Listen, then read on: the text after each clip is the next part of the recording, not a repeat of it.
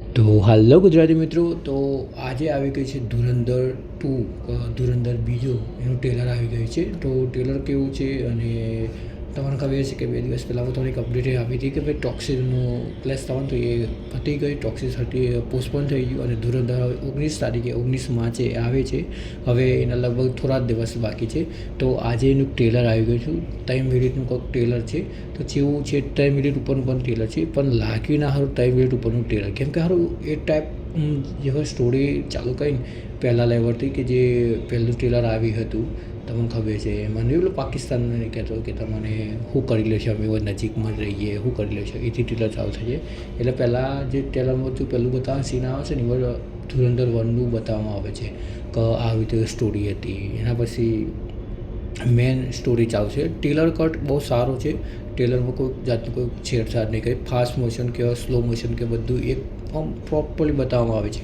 હા, પણ આ ભાગના અંદર આપણને ખાલી મોટા જ કિરદારો આપણને જોવા મળ્યા છે, જેમ કે રણવીર સિંહ કહો, પછી સંજય દત્ત કહો, પછી પેલા અર્જુન રાજપાલ સર કહો, એ જોવા મળે છે. બાકી અક્ષય ખન્ના સર જોવા નહીં મળ્યા, કેમ કે ભાઈ પહેલા ભાગમાં તો એમને ધૂમ મચાવી નાખી હતી. તો એ ખાલી પોસ્ટરમાં જોવા મળ્યા હતા કે ભાઈ તેરા મરી ગયા છે, પછી ત્યાં લોકો બધા લડવા મરવા આવી ગયા એવું કરે છે.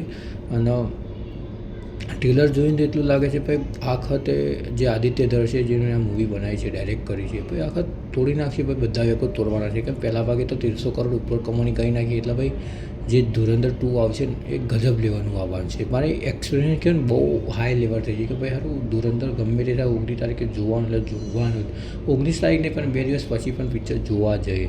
અને મૂવીની જે સ્ટોરી લાઈન કહે છે કે ભાઈ રમઝા કહે છે, જે રણવીર સિંહ છે, તો એવાનો 2 કિરદાર તમને જોવા મળશે. એક જે ધુરંધરમાં જે રમઝાવશું એ બતાવશે, અને પાસ્ટમાં જે વખતે એવું ટ્રેનિંગ લેતા હતા મિલિટરી, એ બતાવવામાં આવશે. એટલે 2 સાઈડ 2 સ્ટોરી ચાલતી હતી આગળ પાછળ.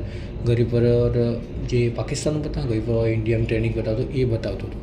તો સ્ટોરી લાઈન એ ટાઈપ આખું ટ્રેલર. પછી એક થોડું નેગેટિવ પોઈન્ટ હું તમને કહું આ ટ્રેલરના અંદર, સારા અર્જુન ભાઈ આ મેન કહું કે ધુરંધર 1માં સારા અર્જુનનું જે કામ હતું સારું હતું, પણ એક જ સીન સારા અર્જુનનું, વધારે કોઈને એક બંદૂક લઈને ઊભી રહી છે, ઓખમાં ઓછું અને ચહેરા પર ગુસ્સો.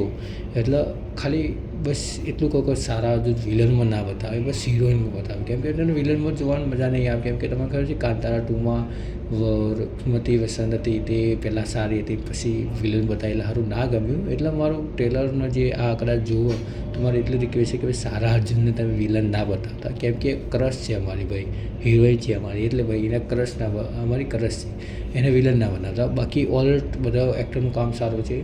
અર્જુન રાજપાલ સર પણ છે, તેઓ બતાવવામાં આવે છે. એઓને એક ડાયલોગ માર્યો છે કે ભાઈ ગમે તે એક હિન્દુસ્તાનનું સ્તર આ વખત લઈ જવાનું છે. આ રિયલ સ્ટોરી છે ભાઈ. હિન્દુસ્તાનનું એક હતા મિલિટરીઓને મારીને સર લઈ ગયા હતા, એટલે બોડું કરી લઈ ગયા હતા, તો ડાયલોગની અંદર બતાવે છે. તો આ વખત પાકિસ્તાનમાં આ લોકો ખાત્મા કરી નાખે છે, એ ટાઈપ આ ટ્રેલરોને ઉતાર્યું છે. ઓલરેડી જોવા જઈએ તો ટ્રેલરમાં બધું થોડું સ્ટોરીનું આપણને ખબર પડી. બાકી રણવીર સિંહનું મને તો જોવા મળ્યું છે, પાસ્ટનું બતાવવામાં આવે છે કે રણવીર સિંહ શું હતું, કેથી આ મિશનમાં આવ્યો, એ ટાઈપ બતાવવામાં આવે છે. બાકી અક્ષય ખન્ના સર હશે તો જોવાની મજા આવશે. બાકી મને ટ્રેલર ઓનેસ્ટલી બહુ સારું લાગ્યું. કોઈ જાતનું ખરાબ ટ્રેલર નહીં. હું ખાલી એક પોઈન્ટ બોલ્યો ને તમારે, એ જ મને ખાલી સારા અર્જુન વિલનમાં ના આવી જવું. બાકી બીજું બધું તો બહુ સારું ટ્રેલર, સારું છે એકદમ. ટ્રેલરની વાઇબ સારી આવે છે. ટોક્સિક પણ સારું છે, આ ટ્રેલર પણ સારું છે. જો તમે વિડીયો ગમે તો વિડીયોને લાઈક કરજો, ચેનલને કહી નાખજો સબસ્ક્રાઈબ.